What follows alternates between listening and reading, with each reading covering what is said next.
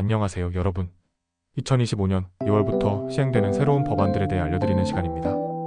이번에 변경되는 법률 중에는 우리의 일상과 밀접하게 관련된 것들이 많기 때문에 꼭 알아두셔야 하는데요. 특히 전자상거래 소비자 보호 강화, 배우자 출산휴가 확대, 그리고 난임치료 휴가 변경과 같은 내용이 포함되어 있습니다.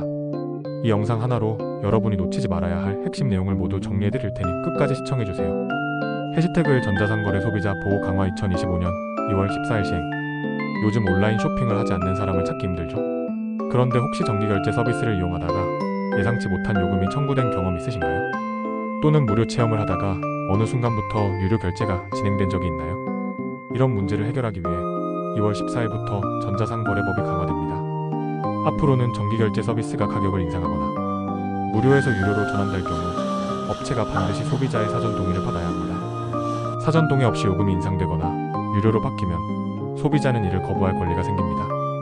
예를 들어 넷플릭스나 유튜브 프리미엄 같은 서비스가 가격을 올릴 때 지금까지는 이메일로 통보만 해도 문제가 없었는데 앞으로는 직접 소비자의 동의를 받아야 합니다.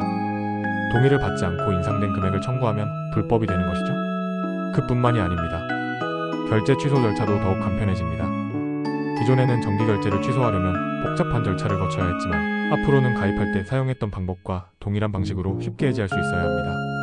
소비자의 권리를 강화하는 중요한 변화죠. 해시태그의 배우자 출산휴가 확대 2025년 2월 시행 예정. 다음으로 소개할 법 개정 내용은 바로 배우자 출산휴가 확대입니다. 기존에는 배우자 출산휴가가 10일이었는데 이제 20일로 늘어납니다. 이 법 개정으로 인해 출산 후 배우자가 좀 더 안정적으로 가족을 돌볼 수 있는 시간이 늘어나는 것이죠.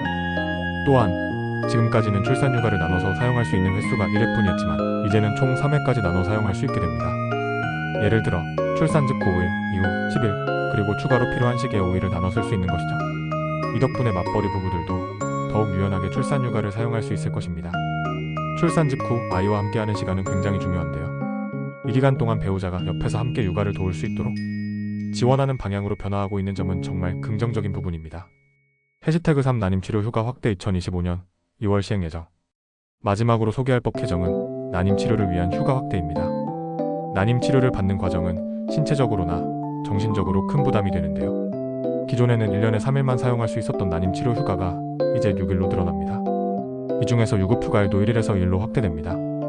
즉, 난임치료를 받아야 하는 직장인들은 연간 6일의 휴가를 사용할 수 있고 그중 1002일은 유급으로 받을 수 있다는 뜻입니다. 이러한 개정은 난임치료를 필요로 하는 부부들에게 실질적인 도움을 줄 것으로 기대됩니다. 마무리. 자, 오늘은 2025년 2월부터 바뀌는 중요한 법 개정 사항들을 살펴보았는데요.